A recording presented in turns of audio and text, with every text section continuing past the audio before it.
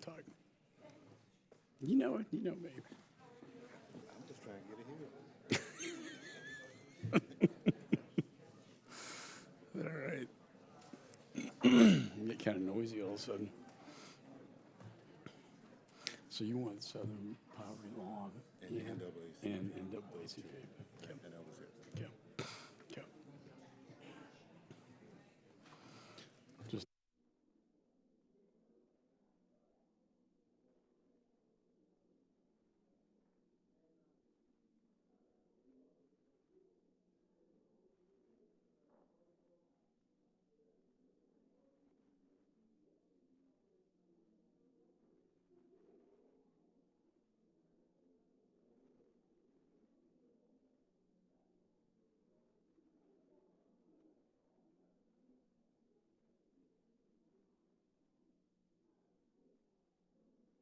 we'll get this started. A quorum being present, the Committee on Homeland Security will come to order. Committee's meeting today for consideration of H.R. 3551 to amend the Security and Accountability for Every Port Act of 2006, to reauthorize Custom Trade Partnership Against Terrorism Program, H.R. 3669, the Securing General Aviation and Commercial Charter Air Carrier Service Act of 2017, H.R. 2142, International Narcotics Trafficking Emergency Response by Detecting Incoming Contraband with Technology Act, and H.R. 3101, the Strengthening Cybersecurity, Information Sharing, and Coordination in Our Ports Act of 2017. Chair announces any requests for recorded votes may be rolled. He may recess the committee at any point. Without objection, so ordered. I now recognize myself for an opening statement. This committee has convened this morning to mark up several important pieces of legislation designed to defend our homeland in several key ways. However, before we discuss the details of those bills, I'd like to extend my thoughts and prayers to those who find themselves in the path of Hurricane Irma. I'd also like to recognize and thank the courageous first responders, emergency personnel, and volunteers in my home state of Texas and also in Louisiana who have taken action and led the response efforts and recovery to Hurricane Harvey. As someone who has toured many of the cities and towns that are victimized by Harvey, I can personally testify that the destruction caused by this hurricane is unlike anything I've ever seen. Historic rainfalls and dangerous floodwaters swallowed entire neighborhoods. Many people lost their power, others lost their homes and businesses, and sadly, some lost a friend or a family member. We can all take comfort in the goodwill that has been shown by Americans from across the country in the wake of this tragedy. Charitable donations and relief efforts from outside groups have demonstrated that when a disaster strikes, we can all pull together as Americans and pick each other up. I look forward to working with each of you, other members of Congress, and the administration in a bipartisan effort to advance a successful recovery. In just 4 days, we will commemorate the 16th anniversary of the 9/11 attacks and remember that our enemies will travel great lengths and take extreme measures to attack the United States, kill innocent people, and disrupt our way of life. As a result, we must continually search for new ways to prevent the next attack and keep our homeland safe. Today's markup will contain a series of bills aimed at strengthening our aviation security, protecting economic supply chains at our borders, and bolstering cybersecurity at our ports. Americans' adversaries have proven to be very agile. With new advances in technology, they seek to expose weaknesses in our transportation system, our ports of entry, and our online networks. The bills we are marking up today are important steps to securing each of those areas. Additionally, this markup includes legislation that will help detect and intercept fentanyl and other synthetic opioids, substance abuse, and in particular the opioid epidemic claims tens of thousands of lives each year. Families and communities in every state have been left feeling shattered from the consequences of addiction. This is an important bill that will make it harder for traffickers to infuse our stream of commerce with more drugs. And I'd like to thank Congressman Fitzpatrick for his leadership on this issue. Finally, next Tuesday, we will welcome the leaders of the FBI, Department of Homeland Security, and the National Counterterrorism Center to a full committee hearing and review an array of worldwide threats, including the hurricanes, including the threat from Islamist-based terror, and we will also examine the tragic events of Charlottesville. At this hearing, I'd like to encourage all members to engage in a robust discussion on the most pressing national security challenges facing the American people, both at home and abroad. And with that, I recognize the ranking member. Thank you, Mr. Chairman, and I support those comments you made in your opening statement. First, I'd like to recognize that since we last met as a full committee, a major domestic terrorist incident occurred in Charlottesville, Virginia, that resulted in the death of a young woman and injured more than 20 others. We mourn Heather Heyer and pray for her family, as well as those who were harmed in this terrible terrorist incident. Incidentally, our thoughts today also are with the people of Houston, whose communities have been ravaged by Hurricane Harvey, as well as the thousands of people who in recent days have been battered by Hurricane Irma. Cities of Beaumont, Port Arthur, Bay City, Baytown, and others, we pray for their immediate revival. Mr. Chairman, as you know, for years, committee Democrats have been calling for this committee to hold a hearing on domestic terrorism. Just this year alone, we wrote you 3 times to request such a hearing. I'm heartened, though, that you agreed to allow domestic terrorism experts to testify before the committee next week, and I look forward to it. In the days to come, I hope we can work together to ensure that all 3 of those diverse, knowledgeable voices can inform our committee about the threats posed by domestic terrorist organizations.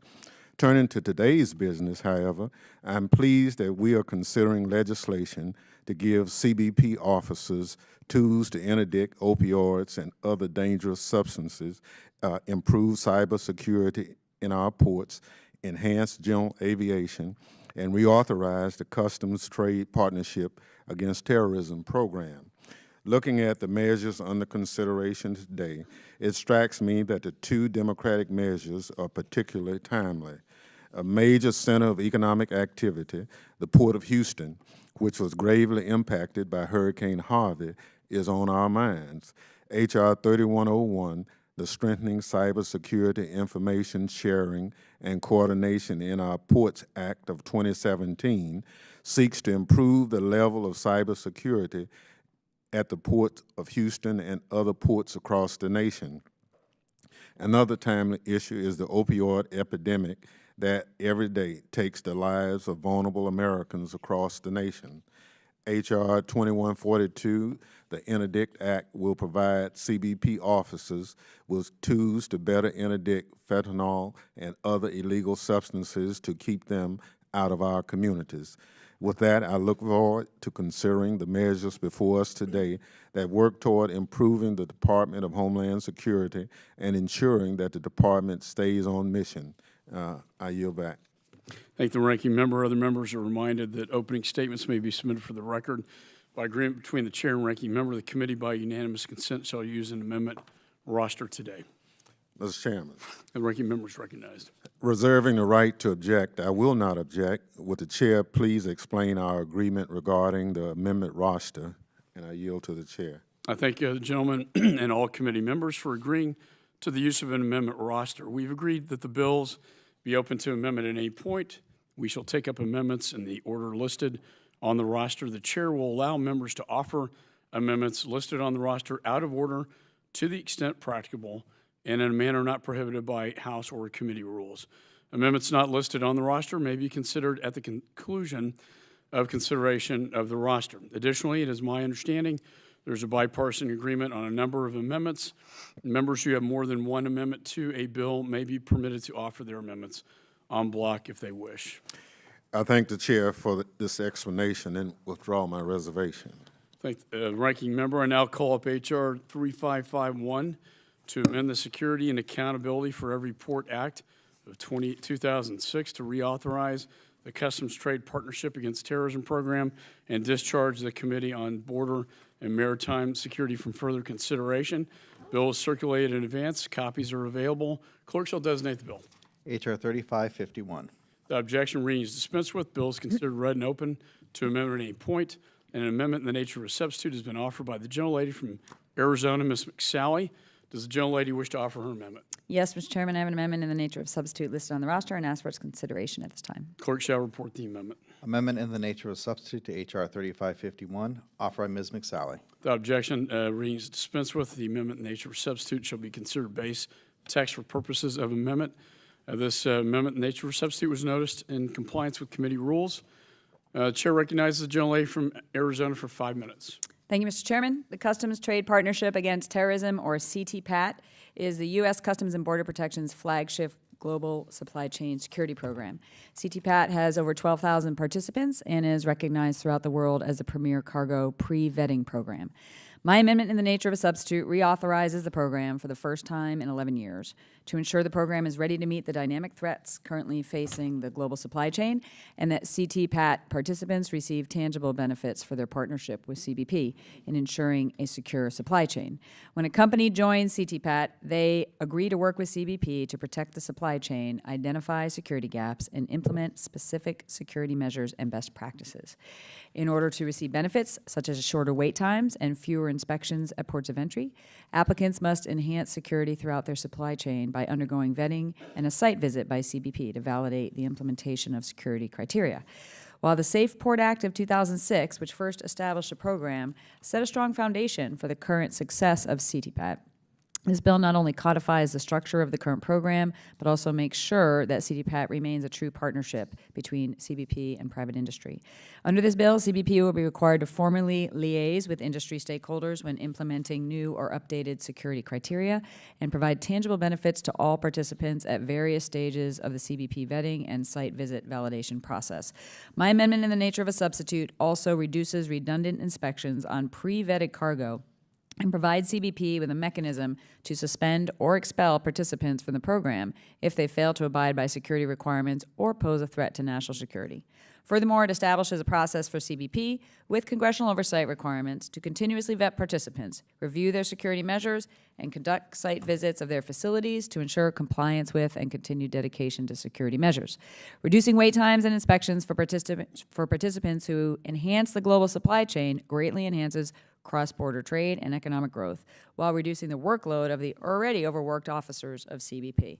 CTPAT achieves this in a way that also strengthens our national security through rigorous initial and recurrent background checks and site visits. I'm proud to sponsor the reauthorization of this highly successful program in order to expand its reach and increase its benefits to private industry.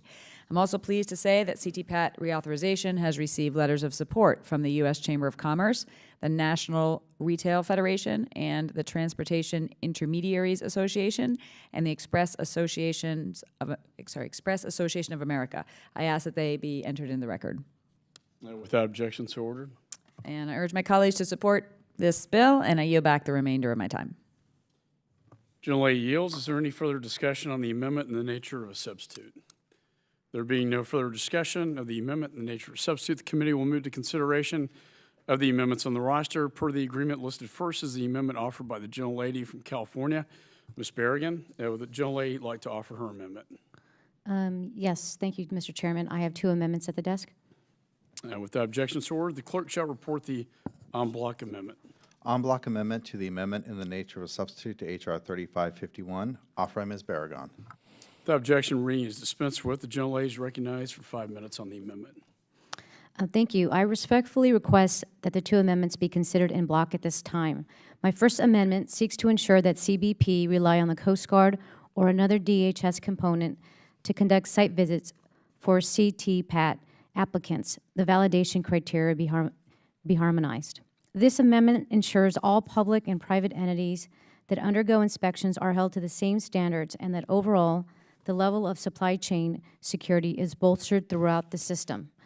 My second amendment aims to standardize certain processes in the CTPAT program to promote efficiency and consistency across the program. We've learned from discussions with stakeholders involved in supply chain security, including participants in the CTPAT program, that CBP did not have a standardized process to report potential suspicious activity. For example, if a truck driver working for a CTPAT participant thinks cargo he's hauling might have been compromised, there's no uniform way to effectively report this suspicion.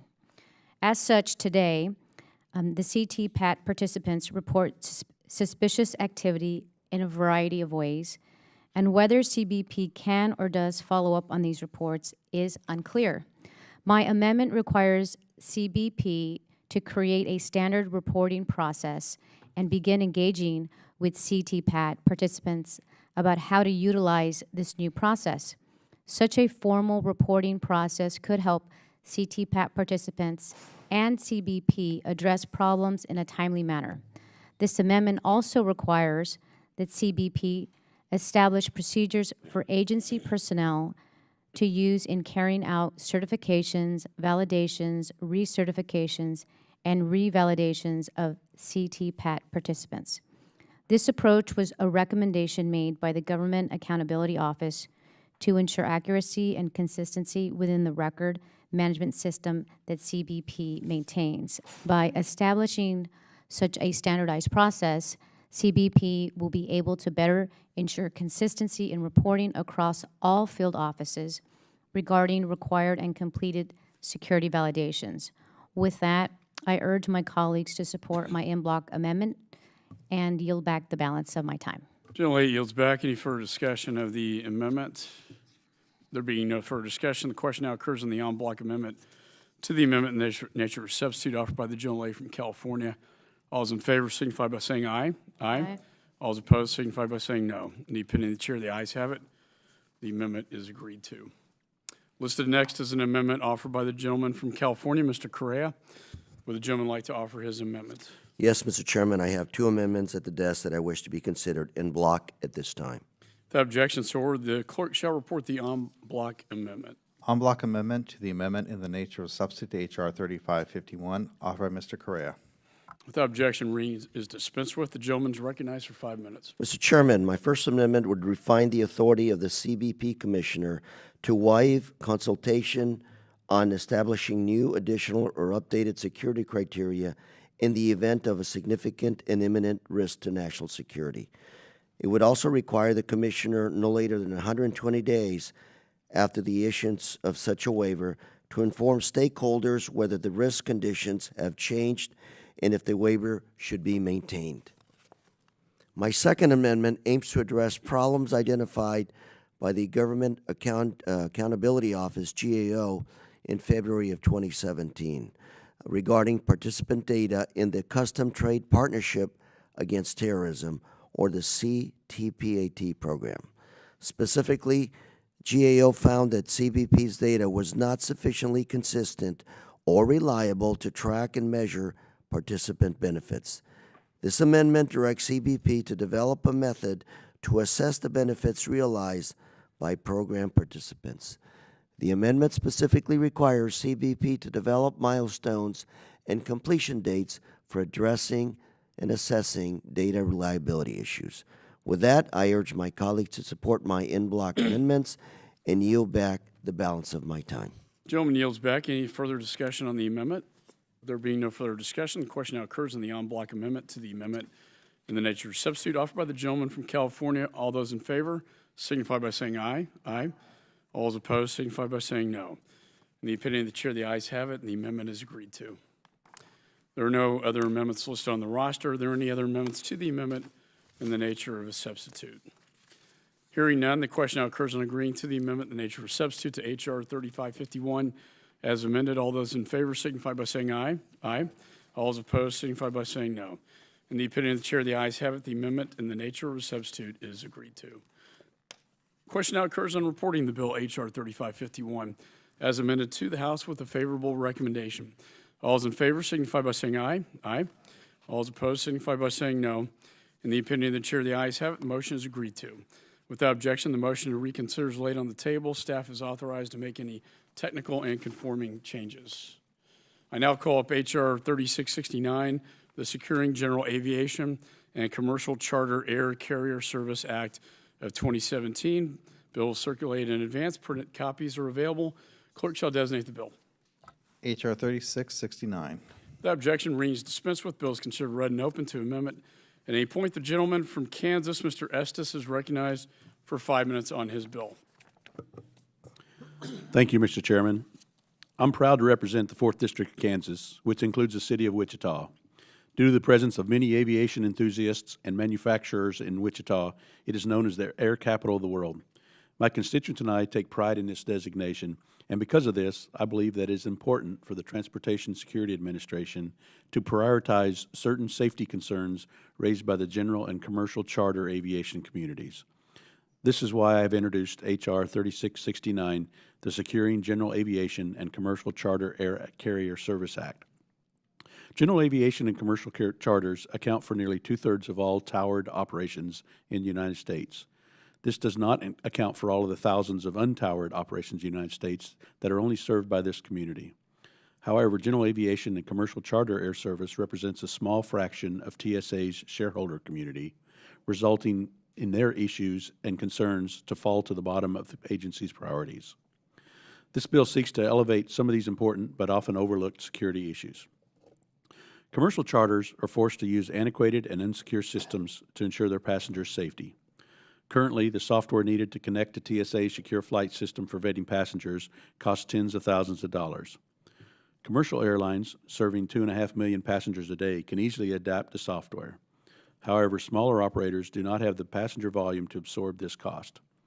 Currently, TSA emails commercial charter carriers large data sets in spreadsheet format that the operators must then check their passenger manifests against. This unsecure method presents a serious security risk for this data, which could include sensitive personal information. I've heard from commercial charter operations that access to the secure flight system is a top priority so that they can ensure the safety of the airspace and their passengers. TSA should explore creating a web-based program that these operators could access that would have real-time passenger vetting information and would prevent the unintended distribution of sensitive security information. Currently, private charter air carriers must use their own flight crews or private screening companies to screen passengers. In certain instances, these carriers would like to occasionally use on- or off-duty TSA agents to screen passengers due to the expertise and training that these agents possess. However, when private charters are performed on short notice, carriers are unable to bring off-duty TSA screeners into their own program due to certain FAA restrictions. Language in this bill would allow private charters the flexibility to request and pay for this service without cost to the taxpayers. Additionally, the Aviation Security Advisory Committee has approved several recommendations regarding improvements to security rules and regulations for general aviation and commercial charter air carrier programs. These important recommendations have yet to be implemented by TSA. This legislation requires TSA to develop an implementation plan and timeline in which to execute these outstanding recommendations. The final issue this bill addresses is a lack of full-time subject matter expert at TSA to interact with general aviation stakeholders and handle general aviation security concerns. The industry has been forced to rely on individuals who are often given this portfolio temporarily and struggles to find a reliable point of contact for when matters arise. This bill authorizes the appointment of a full-time employee to handle these portfolio, thus giving industry a knowledgeable and reliable liaison with TSA. General aviation and commercial air charter industry are important components of the aviation community. I believe that their important safety concerns deserve to be heard and acted upon by TSA. I thank the chairman for his help and assistance, and I urge this committee to support this legislation. I yield back the balance of my time. Gentleman yields back. Any further discussion on the bill? There being no further discussion, the committee will move to consideration of the amendments on the roster. Per the agreement listed first is Amendment Number 52, offered by the gentlewoman from New Jersey, Ms. Watson Coleman. Would the gentlelady like to offer her amendment? Thank you. Yes, Mr. Chairman, I have an amendment at the desk and wish to have it considered at this time. Clerk shall report the amendment. Amendment to H.R. 3669, offered by Mrs. Watson Coleman. Without objection, reading is dispensed with. The gentlelady is recognized for 5 minutes. Thank you, Mr. Chairman. My amendment would improve the underlying bill to ensure the Aviation Security Advisory Committee can continue to operate independently and that the TSA administrator retains the authority to make such security decisions. In the 113th Congress, Congress enacted legislation which was authored by the ranking member, Representative Thompson, to authorize the Aviation Security Advisory Committee. A novel and important feature of that law was the requirement that within a prescribed period, TSA provide written feedback to the advisory committee regarding each recommendation that the committee issues and that Congress receive notification from TSA about the disposition of each recommendation. The law establishes a role for industry stakeholders in which their opinions are solicited, considered, and valued, but are not automatically adopted into security policy. I understand the underlying provision speaks to frustration that general aviation stakeholders have about how quickly TSA has acted to implement ASAC recommendations with which it has concurred. While I agree wholeheartedly with the intent of this language as drafted, it implies that the TSA administrator would be required to implement private sector security recommendations with which he disagrees. My amendment would clarify this language to drive TSA to move swiftly on action upon ASAC general aviation recommendations with which it concurs while preserving its authority to accept or reject ASAC recommendations. And thank you. And with that, I yield back. Gentlelady yields back. Is there any further discussion on the amendment? There being no further discussion, the question now occurs on the amendment number 52 offered by the gentlelady from New Jersey. All those in favor signify by saying aye. Aye. All those opposed signify by saying no. In the opinion of the chair, the ayes have it. The amendment is agreed to. Listed next is amendment number 53 offered by the gentlelady from New Jersey, Ms. Watson Coleman. Would the gentlewoman like to offer her amendment? Thank you, Mr. Chairman. I do have an amendment at the desk and wish to have it considered. The clerk shall report the amendment. Amendment to H.R. 3669, offered by Mrs. Watson Coleman. Without objection, the reading is dispensed with. The gentlelady is recognized for 5 minutes. Mr. Chairman, I understand that there are reservations about my amendment on your side of the aisle since the language it seeks to amend was included in the 600-page DHS authorization that this committee and the full House passed earlier this year. But I think that logic is flawed. To disqualify any amendment to committee-passed language when it appears freshly in a new vehicle is a dereliction of our duty to seek to continuously improve legislation. For the record, my amendment would have clarified the type of screening TSA is responsible for under the bill, where the screening would take place and the process under which screening would be requested. Adoption of these changes would have strengthened the provision. For instance, it would have clarified that the screening for a commercial charter air carrier would take place at airports so that TSOs are not taken off-site away from their central screening responsibility at busy checkpoints. It also would have provided a clear definition on which carriers under Section 3 would be eligible for seeking screening services. That said, given that the majority is not inclined to accept my amendment to improve the provision, I would respectfully request that my amendment would be withdrawn at this moment. Gentlelady yields back. Does the gentlelady wish to withdraw her amendment? Yes, I do, Mr. Chairman. Without objection, the amendment is withdrawn. Thank you. Listed next is amendment number 22 offered by the gentleman from Mississippi, Mr. Thompson. Would the gentleman like to offer his amendment? Yes, Mr. Chairman, I have an amendment at the desk, and I ask for its consideration at this time. The clerk shall report the amendment. Amendment to H.R. 3669, offered Mr. Thompson. The objection reads dispensed with. The gentleman is recognized for 5 minutes. Thank you, Mr. Chairman. My amendment addresses a potential security vulnerability that has long caused me great concern. Under current TSA procedures, a student seeking flight training on aircraft weighing more than 12,500 pounds is not always vetted against a terrorist watch list prior to the commencement of such training. This approach lacks common sense. Anyone who wishes to pilot a large plane should be subject to the same level of vetting that a passenger on that plane would receive. Next week will mark 16 years since the 9/11 terrorist attacks, and we must continue to do our part to ensure that the same loopholes exploited by the 9/11 hijackers cannot be exploited again. Last Congress, I introduced the Flight School Security Act of 2015 to address this issue. That bill required appropriate levels of vetting, but unfortunately, it was not advanced by this committee. In recent years, TSA has made strides to address this issue, but more should be done. My amendment today would require TSA to conduct a feasibility study of requiring security threat assessments for all candidates seeking flight school training in the operation of large aircraft. It is my hope that once Congress has the benefit of TSA's report on the feasibility of requiring such vetting, we can come together in a bipartisan fashion to push TSA toward more effective and comprehensive vetting of flight students. With that, Mr. Chairman, I yield back. Gentleman yields back. Any further discussion of the amendment? There being no further discussion, question now occurs on the amendment number 22 offered by the gentleman from Mississippi. All those in favor signify by saying aye. Aye. All right. All those opposed signify by saying no. In the opinion of the chair, the ayes have it, and the amendment is agreed to.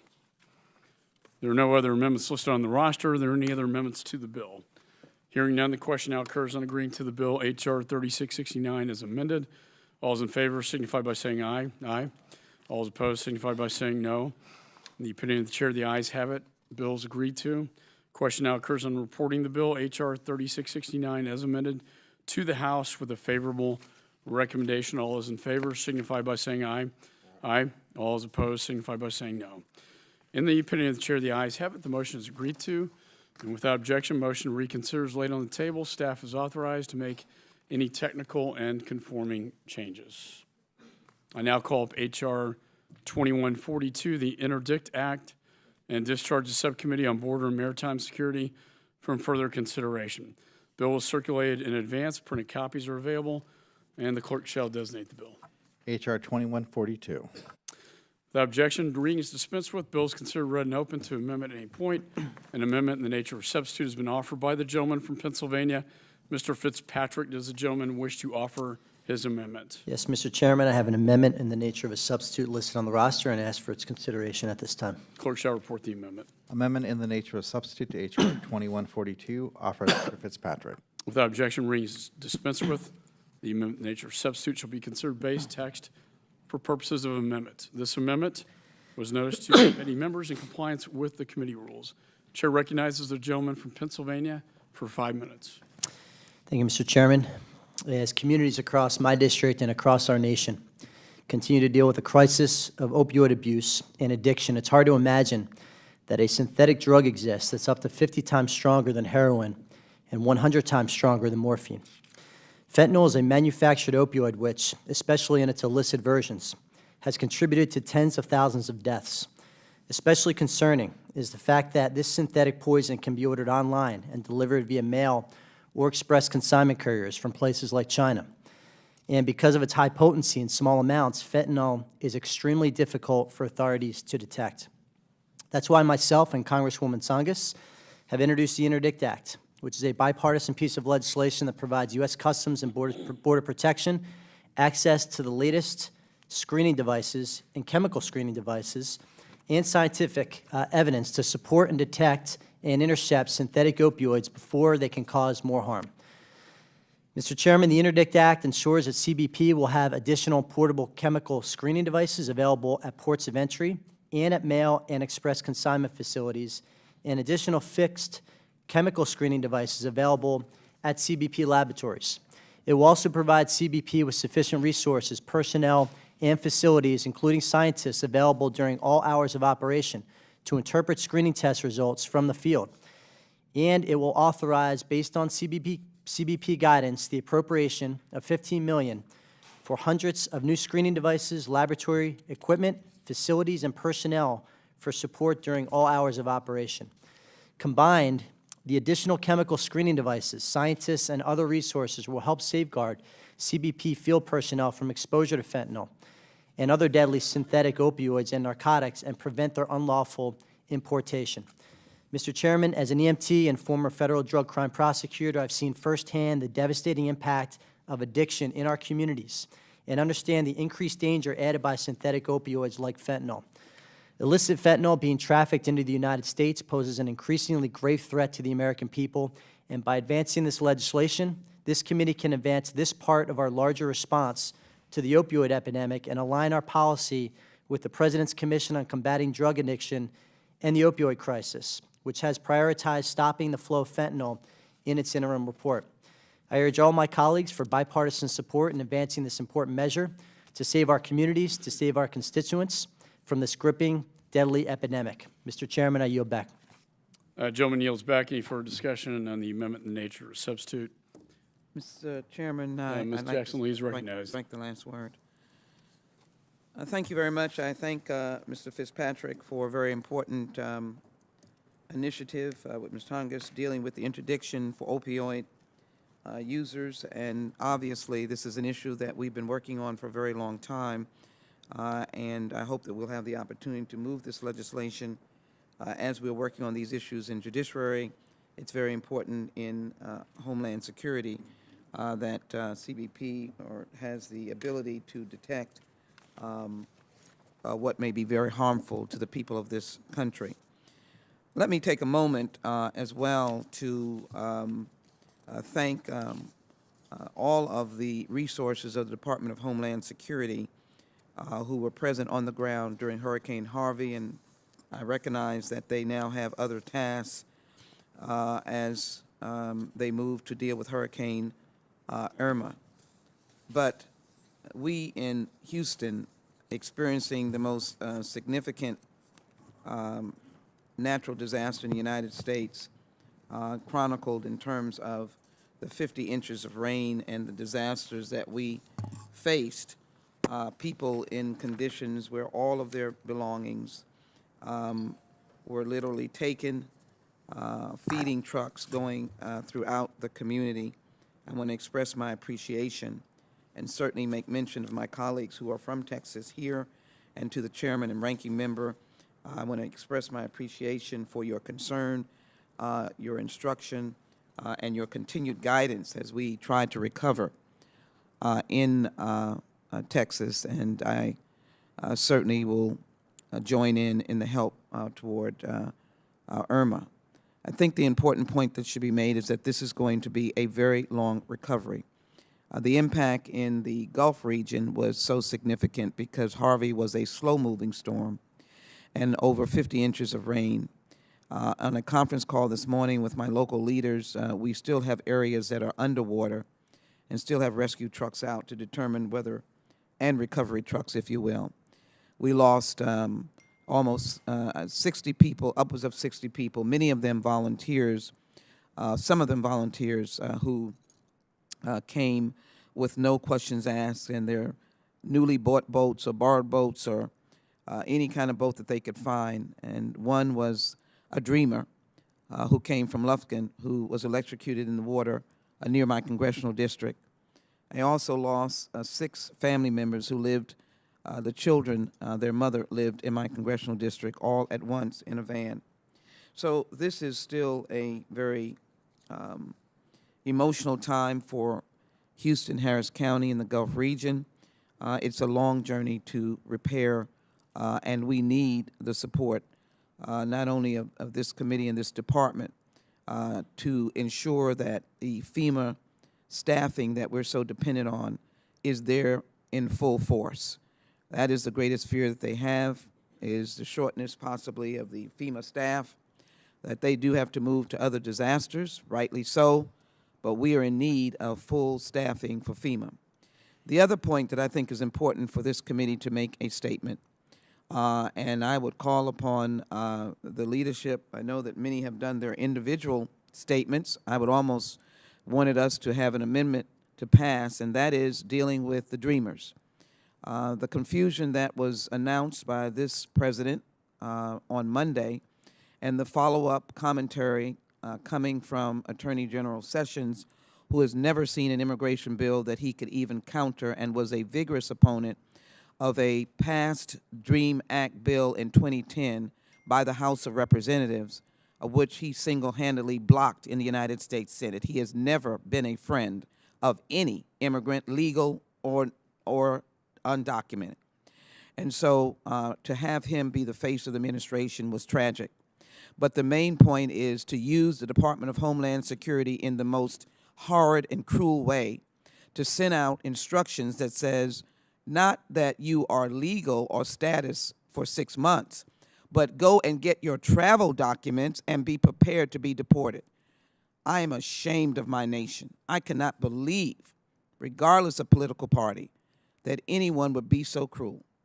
We now understand that there has been, with the work of Democrats, and I hope we can do it in a bipartisan manner, that there is some notice that came out from the president this morning that you have legal status. Do you know the fear that is instilled in these young people who are in medical school, graduate school, college, working, supporting family members?